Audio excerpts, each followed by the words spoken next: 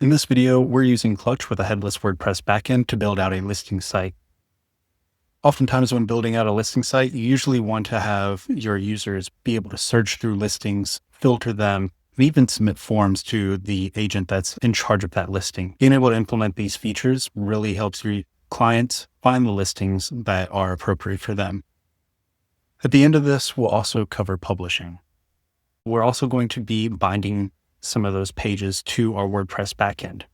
Now, if you haven't done so already, you need to follow the Connecting to WordPress guide. In this project, I've already got a WordPress backend connected and hooked up. This is essentially the stack that I'm using to build this video. I'm using Clutch local for development and hosting my WordPress backend on WP Engine. The plugins that we're using in this project are ACF, Contact Form 7, Flamingo, and Yoast. So we already have a site that's been built out. Much of it is static. So we have a homepage. We also have a listings archive. And this listings archive has a search form, a couple filters and order. We also have some property cards as well. Then upon filtering and searching, we should be able to also click on a listing and see that listing details. And when we go to the listing details page, we'll get the title and a dynamic hero image here, a gallery, and with lightbox images. Then we'll have the additional listing details and a contact form where we have the listing agent. Then we'll submit this form to Contact Form 7. So let's get started on the listings archive page. The first thing that we want to do is select the page template from the first thing that we want to do is select the listing or the first thing that we want to do is actually select the listings archive from the page template selector here. So I'm going to go down and here is my listings, which is a custom post type, and I'm going to select archive. From here, we can go down to our property cards and we can actually remove most of these property cards as we'll only need one. And we're going to loop through the set of data that's being returned back from WordPress. So I'm going to hold Shift to enact my wrap functionality of my library. And I'm just going to wrap this in a loop. And once I wrap this into a loop, I can bind my loop to my listings archive data. And here we are showing our 10 listings coming back. And I'm just going to quickly bind up all the details here that we'll need to work with this demo. Select the loop, title, and basically repeating these steps to get our entire card showing correctly. Here I'm using ACF for the rest of my items. So for my description and my address, here we get to our price. And by default, our price in WordPress has been set as a number. So whenever we click and add this, we'll actually we'll be missing out on a decimal and our numeric value for the units of what the price is, whether it's dollars, pounds, whatever denomination of currency that you're using or the currency that you're using. So the way that we have set this up is that we went ahead and actually built a function already that's called getCurrency. Let's see, I accidentally misclicked. Remove that row that I added, go back to price. Let's go back to our functions and currency. There we are. Format currency is a function that we created in this project. All it does is take the input of our number and parses it to US dollar, euro, or the British pound.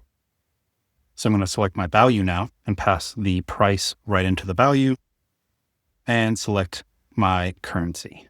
Give that a second to load. And we'll now see an accurate price being shown here.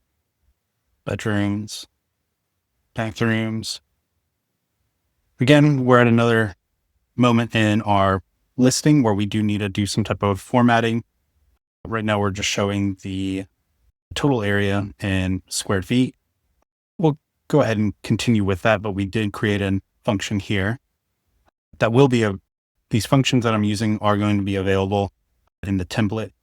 So you can use these or create your own easily with VS Code and Copilot or whatever IDE and AI agent that you're using. So we'll use format area, pass in the area numeric value. Where's my total area? And do we want it in meters? No, we'll keep it in freedom units here. All right. The last few things is the for sale, featured, and a image to be shown. So let's grab our image. We should have a featured media image here. Where's that URL? Source URL. And listing status, for sale. So our properties themselves could either be for sale or for rent. And last but not least, some of our properties are featured and some aren't.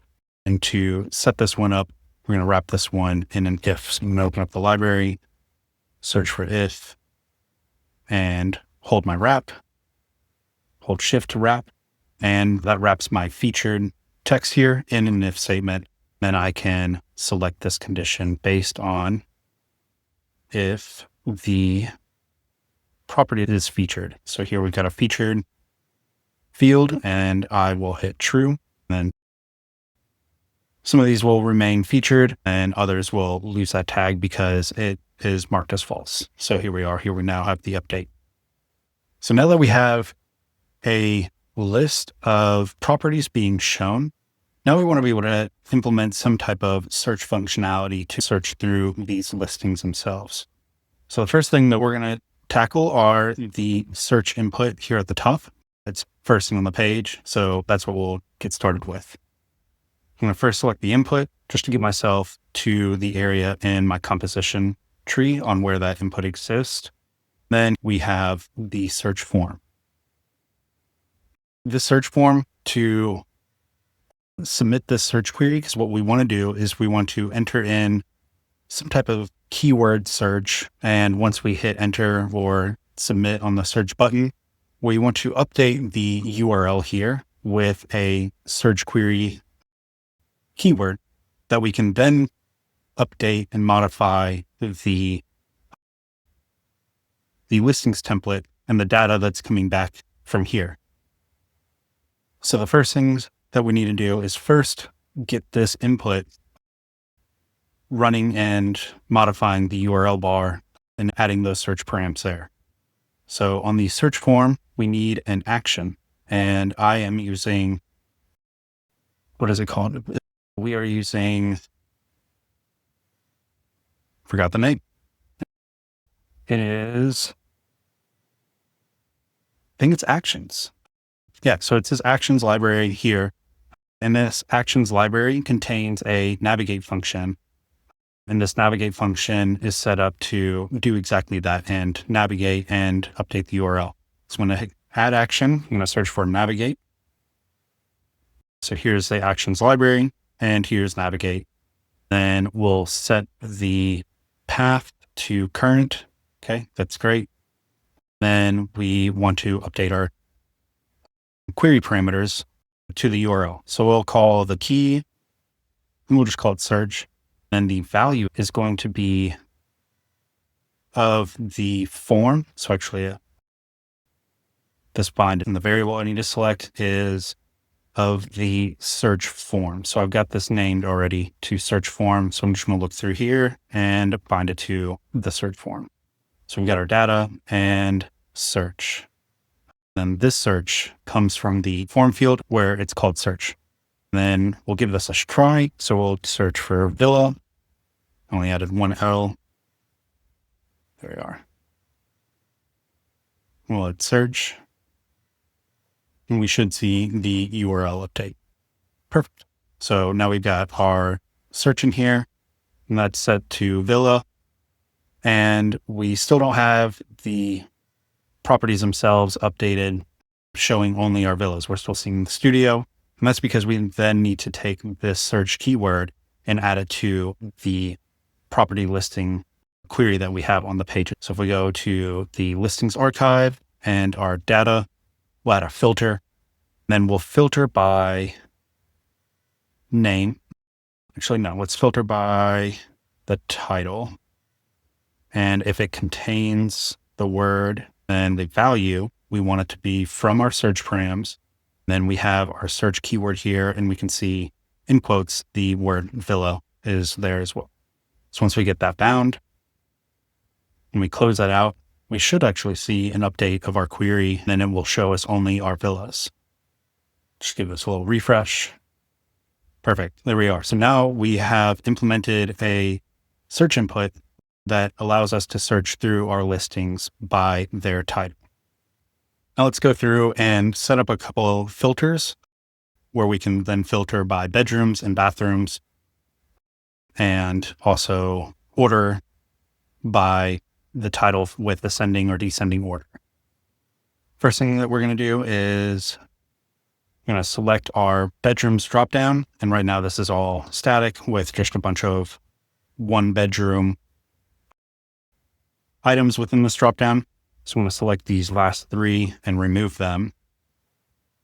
I'm going to drag this into a loop because I know that what I want to do is I'm going to query a set of taxonomies that I've built in WordPress already. So the way that I'm handling this is I created a bedrooms taxonomy and a bathrooms taxonomy. And that way I could keep track of how many bedrooms do I want to show in this list. And same with bathrooms. And if I want to grow or shrink that list, I have that capability. So I've got my loop. And the other thing that I need is to wrap this in a data query. So I'm going to fetch the custom taxonomies straight from here. So I'm going to add it a data query, but I didn't wrap it. So I just removed it and I'm going to try and wrap it this time.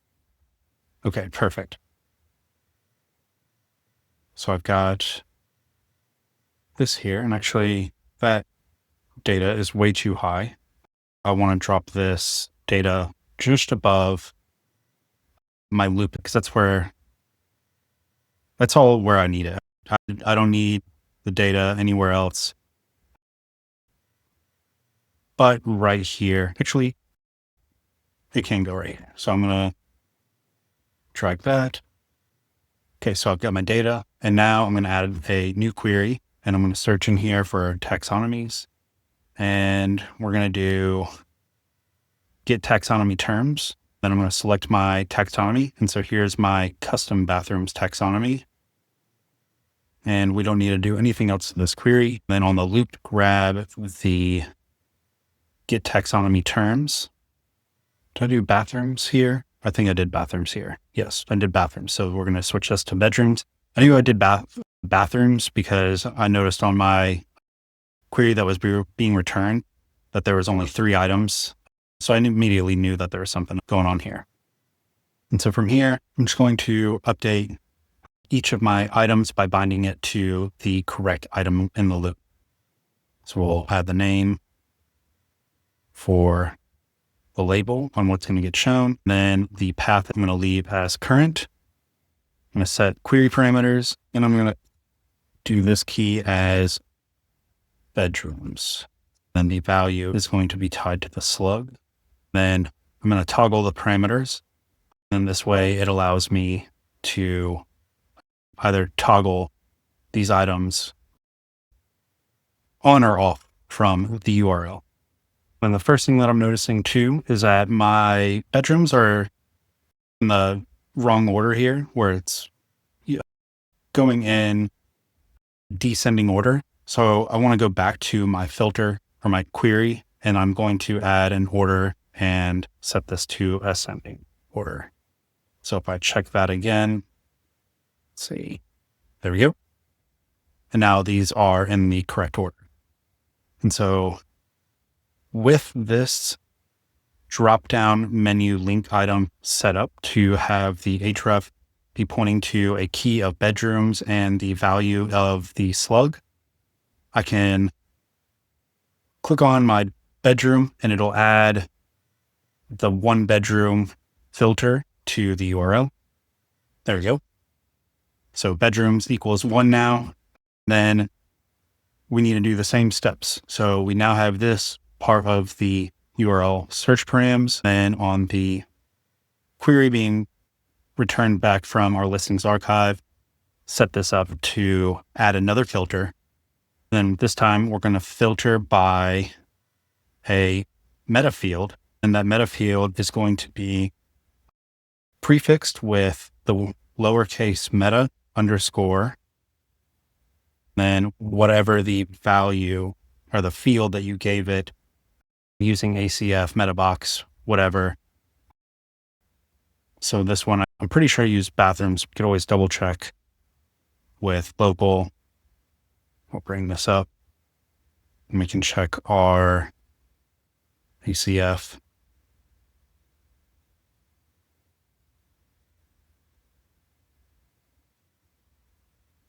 I did call it bathrooms plural.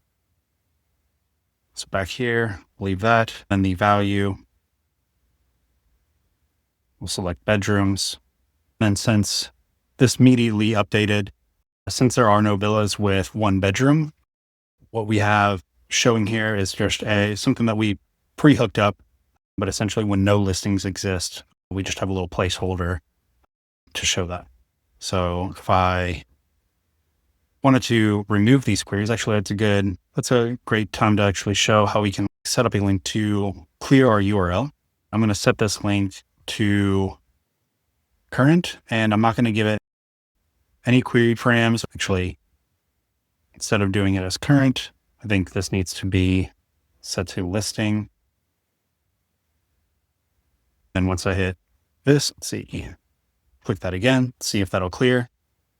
There we go. So now we're back at our listings page with no query set.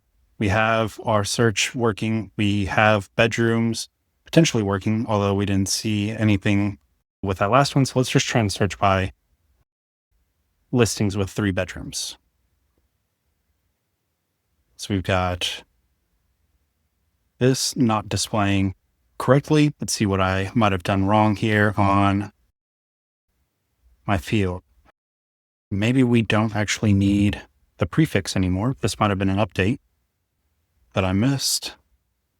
We'll just refresh this, see if that's working now.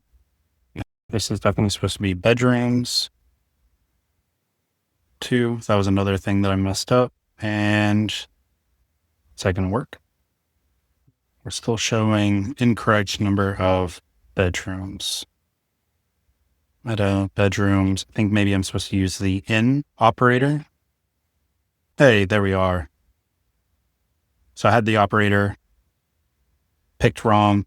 Now if we pick this drop down again, let's do 4 bedrooms. All right, so that's working. We'll follow the same exact steps for the bathrooms now. So we'll wrap this in a data, add our query of get taxonomy terms. This time it will be bathrooms. Set up our label to show the correct one. This should be wrapped in a loop. Not getting the right data being displayed. Let's see. There we go. Now I'm finally seeing my loop. So I was missing a loop for some reason. I'll add, this loop is not right either. So what is happening here? I've got my loop. It's tied to, oh, that's why I did not pick get taxonomy terms. I picked my listing post. So back here, do the loop. I picked that correctly. All right.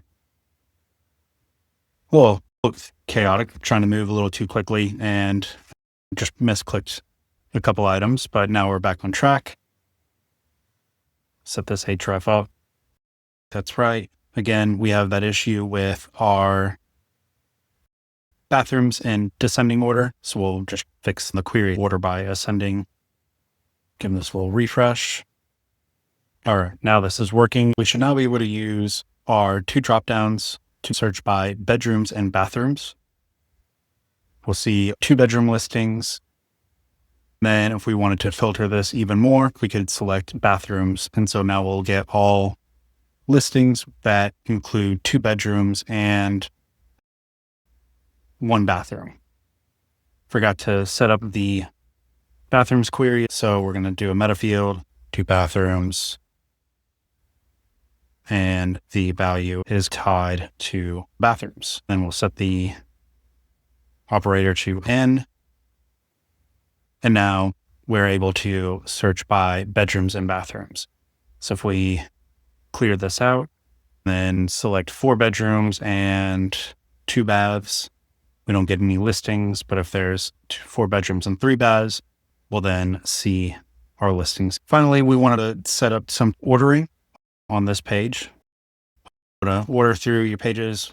We've covered that a bit with working with our bedrooms and bathrooms dropdown, since that data was coming in descending order rather than ascending. We could do the same exact thing, except with the order by field here. With this order by field, we can click, we'll leave it at title. Then whenever we click the title in the dropdown, it should add a title query to the URL. So repeating the same steps that we've been doing. And with that, we've got our dropdown with our dropdown menu links, and our href, we'll leave it at current. Oh, ish current. That's all I wanted. This one we'll call order by, and the value will be tied. Actually, the value will just be static. This could be connected to WordPress, but in this case, I'm just going to do it straight in the input. We'll use toggle parameters here as well. Then let's go ahead and just set these ascending and descending buttons up as well. So setting for the href here, a order keyword, and then this one will be descending. We'll toggle that. This one will be a order as well. Got to make sure that this one is spelled the same way. Order ascending, order descending. We'll make sure that all of our scroll functionality is set to false on all of our items. This one's missing a scroll, so we'll just add that scroll property. It'll be a checkbox, then we'll set this to false. So now we can select title. It'll add the order by title in the URL. We'll also go ahead and hit the descending button.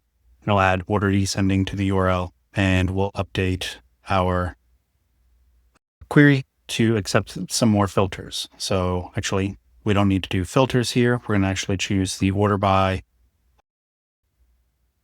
And this one is going to be, we'll set this to title, and the order by. Then for order, we'll set it to order once. Let's see what I'm missing here. Should have the ability to input value. But since this is, so we've got a little bit of a TypeScript issue here. So it can only be of type ascending or descending. So it's like a enumerated value. I think we need a function that basically, if something's true, to return that value. And then if it's false, I'm trying to think of a way that we can actually tackle and handle this. Let's see what we have for our functions. Get or else. I think actually we might have created this specifically for this project. It'll return the first argument if truthy otherwise returns a second argument, just to get by that issue there. But this is just a workaround. It's just to use the order from the search parameters. We'll have some better functionality for this to be a one-to-one bind scenario in the future. But for this one, I've got this value, and that value is of order. And our fallback, if this value never exists and it's just not in the URL, we just want the order to fall back to ascending And that should do it. So we've got our titles in descending order. ZS looks, yeah, that's in descending order for our titles, and that's set up. And so if we hit ascending order and update that by URL query, it looks like I've got order descending and order ascending. I think that's for the toggle parameters. This is where you want to use the toggle parameters and where you don't want to use it. Okay, so finally figured out the issue. The issue was that I wasn't supposed to have those toggles on. So if I do order descending and I click the ascending, it switches that out and replaces it. So we're now at a point where our listings page is fully dynamic. It has the ability to search. You can also filter by bedrooms and bathrooms. You know how to implement a order by and also be able to implement a order to whether it's ascending or descending as well. We've also covered some other items like formatting our currency, formatting our unit of measurement for the area, and set up the rest of our property cards. Now what we want to do is be able to select a individual property card and view additional details. To do that, one thing that I was missing on the property cards themselves, if we go back, is the property card themselves are wrapped in a link. So we can set this property up to navigate to our listing details page. Then our listing details page will have the ability to input a slug that we can then query a individual listing based on that slug of the listing. So the listings details page, we need to go ahead and create that environment to do that more effectively. So I'm going to select the listing, then select the listing option here. This automatically resets my path of the type listing, then accepts a slug now. And here it's giving me a default slug of the Jumbo Pool Villa. I'm just going to leave that. And I'm getting a 404 because we had a page change and the path changed, but a simple refresh brings everything right back.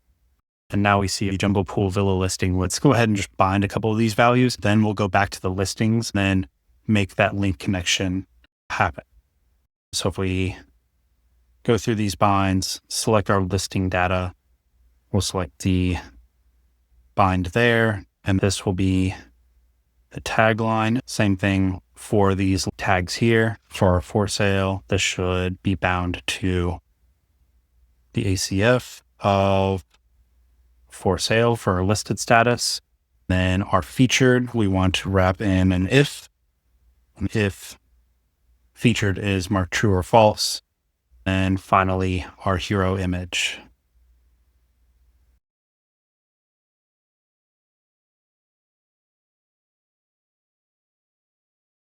That should be set up. We'll set up the rest of the details whenever we come back. Just wanted to show kind of a quick example because once we get this set up, everything else is basically just connecting everything. So got our card property. This time we have the listing with the slug. Now we have a new property to select from here where we can actually bind to the slug of our listing. So we go through our item. We have our slug that we'll add there. And now whatever property that we select or the user selects, like this like view, contemporary flat, it'll navigate to the listing details page, and we have the hero and all of its details updated, showing the correct items.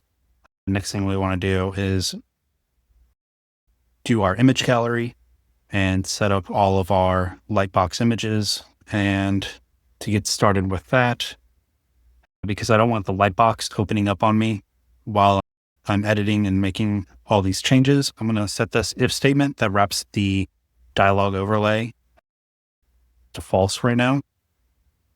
And this gives me the ability to work unobstructed with Lightbox.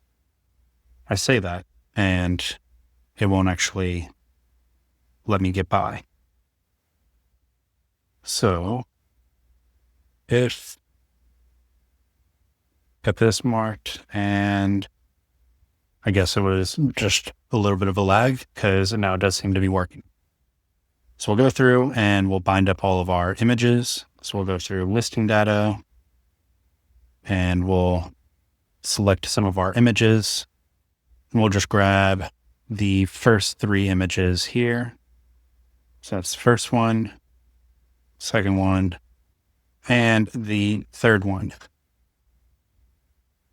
Finally, we've got this nice little gallery item where it will show us however many other images exist for this listing.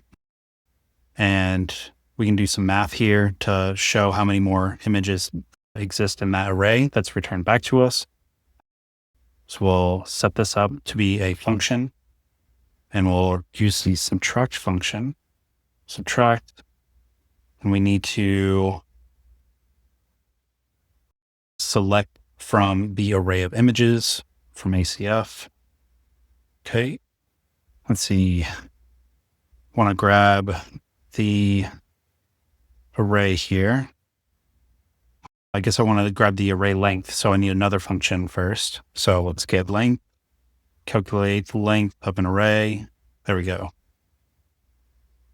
Because it wouldn't allow me to just take the array of items. I guess that makes sense because we need an actual number, not an array. So that does make sense on why I needed to set that up. So essentially I've got my subtract, then on the self, I need to know the number of the items that I want to subtract from, then the array length of whatever function. Yeah, the length of function to get the length of an array that returns back 13. Then this gallery always shows 3 images. So we know that we can just hard code that into this field. Then once we click out of here, it'll calculate and give us the correct amount.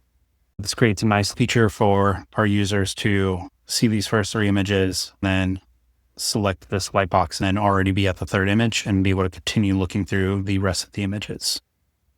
Next is just binding up the rest of these details here.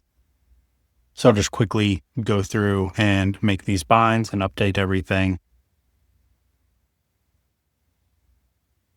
So now that we have the rest of our listing data bound, one of the last things that we want to implement is for our users to submit forms to the listing agent.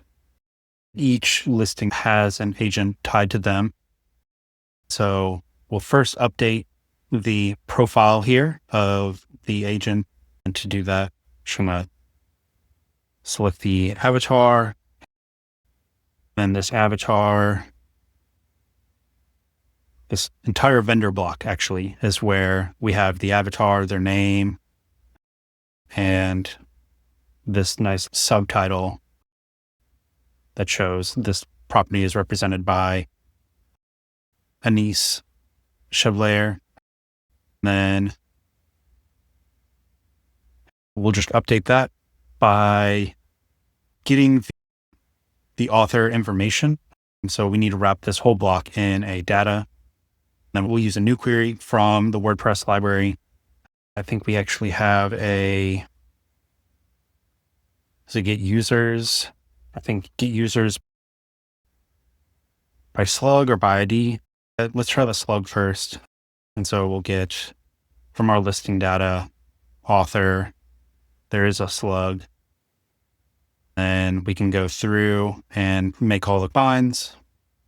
Get user by slug, avatar URLs.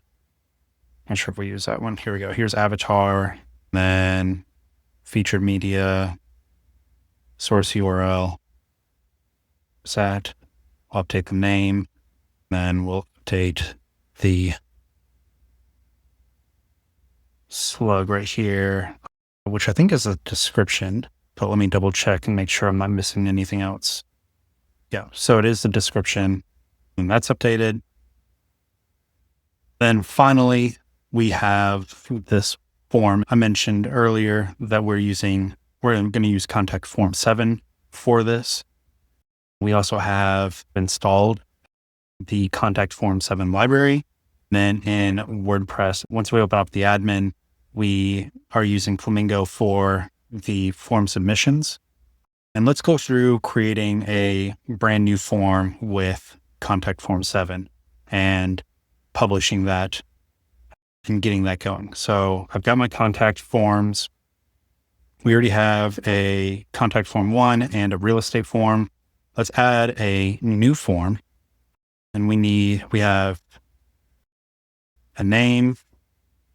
Actually, I'm going to change this just a little bit so it saves us having to write so much in Clutch, but essentially all these areas where it's name, email, subject, message, and it was saying we just need to make sure that our form fields in Clutch match those same fields, so then they get updated correctly here in the WordPress backend. So we have a name, email, subject, and a message. One thing that our form also includes is a phone number. So we'll add a telephone field. This looks good. Whoops. I guess I don't want that telephone field. Maybe I do. I'm actually still learning contact form 7 myself. I assume maybe that I want to use this one. Telephone number field. It's just a required field. I'm going to just make this simple on myself. And I'm going to copy and duplicate this field. I'm sure that there's a better way to set this up, but I am just going to modify it this way. And we'll just make this text. And then we're not going to make it a required field. So we'll just have it as this. Then just for our label, your phone and subject. And that's another thing that we'll be doing with our form is that we're going to hide the subject in Clutch, and we're just going to make a new form field and set that up and have it bound to the name of the property. And that way, whenever it gets submitted to the WordPress backend, it just has the property name as representation of the form that got submitted. So we have our name, email, phone, message. We'll get in our form, we'll create a new field. I just duplicated that first one. And this one is going to be subject. And we're not going to require it. The type is going to be hidden, and that'll remove it. Then I'm going to give this a default value of our listing title. There we are. And then we also have the label, and let's see what else is here. This form control class. Now we have a form where a user isn't required to fill out a subject, and they can just submit their own details as needed. And so that's how you create that hidden field there. Then we'll go through the rest of our inputs, and then we'll just remove the your-name and your-email. I guess I could have just left those. I forgot that we had set that up in a previous example, but this is good to just show that you need to have each of your form field names match the contact form 7 form on the field values or the field names themselves. So we've got that set up. All those are correct. The final thing that we need to do is on the form. We need to use the submit action from contact form 7. So I'm going to search for submit. Here's our contact form 7 library. We'll add our submit.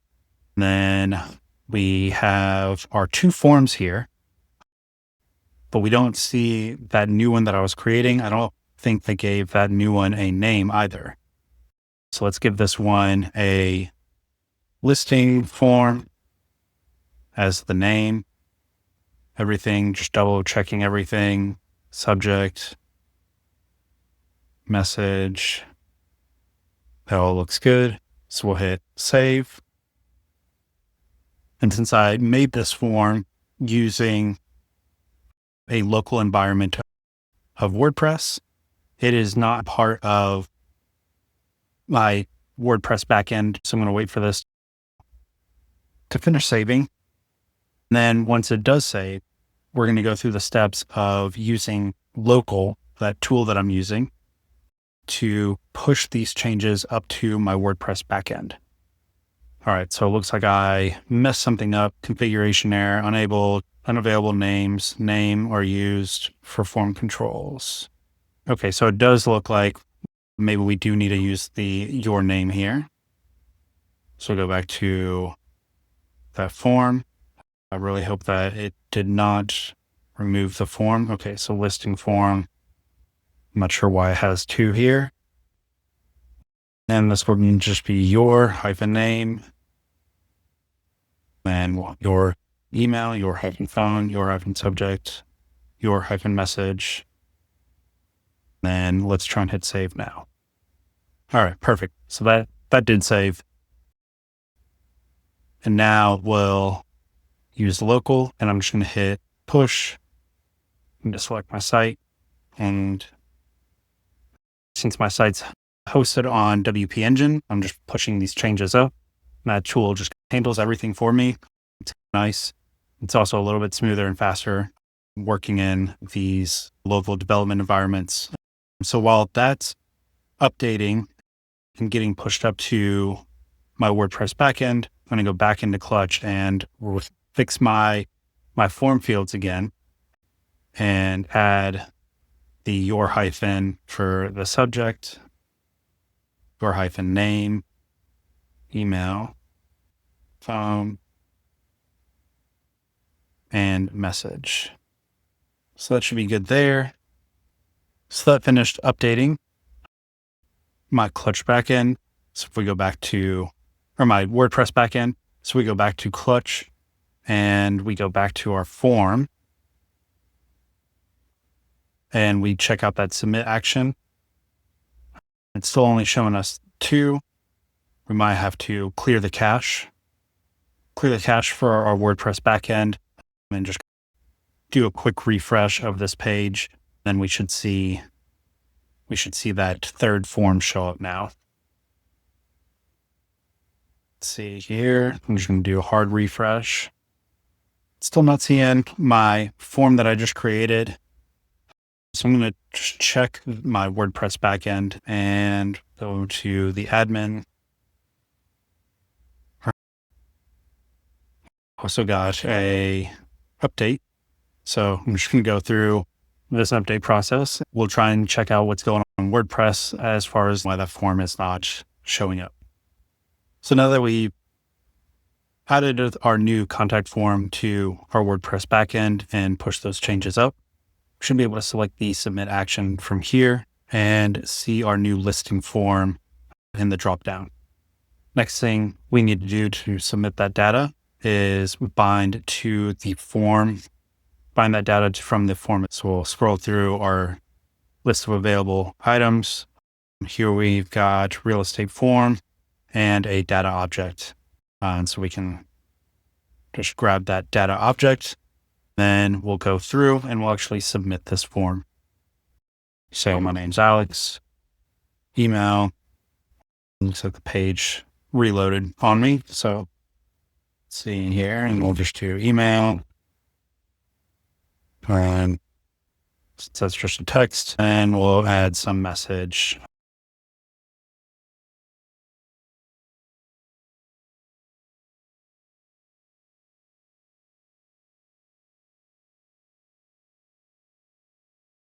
Once we hit submit, we should get our submit success message.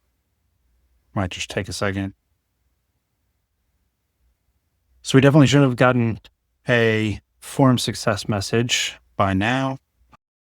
All right, let's just try and submit it one more time. Hit submit. Not getting a form submit message. Just go back to our form, just double check. We have our submit. We're bound to the data. Let's just go to our WordPress backend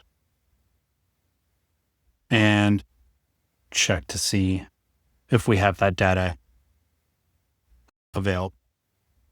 Unfortunately, I think there might be a limitation with my WordPress backend since I'm using a free version of hosting. It seems like everything's taking its sweet time, and I might not be able to show it using my WordPress backend, but what I can do is I can show it using local. So I'm just going to change environments real quick. We'll swap out the WordPress on where I'm connecting to. So instead of my hosted one, I'm just going to use the local environment and hit connect. Leave that form the same. Oh, finally did get that form submitted successfully. So that's nice. So with WordPress now connected to my local environment of WordPress, we're going to try this again. And we'll just enter in my name, phone number, and hey, did this for it. Yeah, we'll leave it at that. Hit submit. Thank you. Your message has been sent. Perfect. That's awesome. Now we can go and check out Flamingo, and then we should see our new inbound messages. Okay, so we've got Jungle Pool Villa here. And if we check out this message, hey, did this work? That's awesome. It looked like we had another message because I think, where I was also waiting for that other one to update. We're now getting our forms updating successfully. So now that we know how forms work and how to create a new form with Contact Form 7, and we can submit forms. We can also submit forms with hidden fields. That way we get the subject without the user actually having to input that detail themselves. The last and final steps of what we need to do is publish this project, and we can test it out in a live environment. So we'll go through, and I'm just going to update this back to a production version. Then we can hit publish on a staging environment. We'll let this run and publish. So now our site is finished being published. You can click on this link. It'll open up the site. We can go to our listings page and we can test out the features that we implemented. Our search. So if we search for home, we show a listings of homes. We can also filter by bathrooms here. So if we do 2 bathrooms, it'll just show us the 2 bathroom option. Selecting that again removes the filter from the bathroom search. We can also do 3 bathrooms or 3 bedrooms, and it'll only show us the 3 bedroom option, or we can do 4, and it'll show us this clifftop modern home. Clear the search and filtering. We can also filter by title, and we can do descending or ascending. That should have updated. There we go. So now we've got order by title. Then if we go to a listing like the sunny beachfront loft, we've got our gallery. We've also got the updated hero. We've got 2 other images. Click in, we can see the other 2 images. We've got our correct agent showing up. And we also have our description. So that now wraps up this video. So you should now have a better understanding of how you can implement search, filtering, even doing form submission with Contact Form 7. And you should also have a better understanding of hosting WordPress and publishing using Clutch hosting. If you have any questions, feel free to leave a comment below. Join us on our Discord, ask questions. We'd love to hear your input and feedback on topics that you would like to see or learn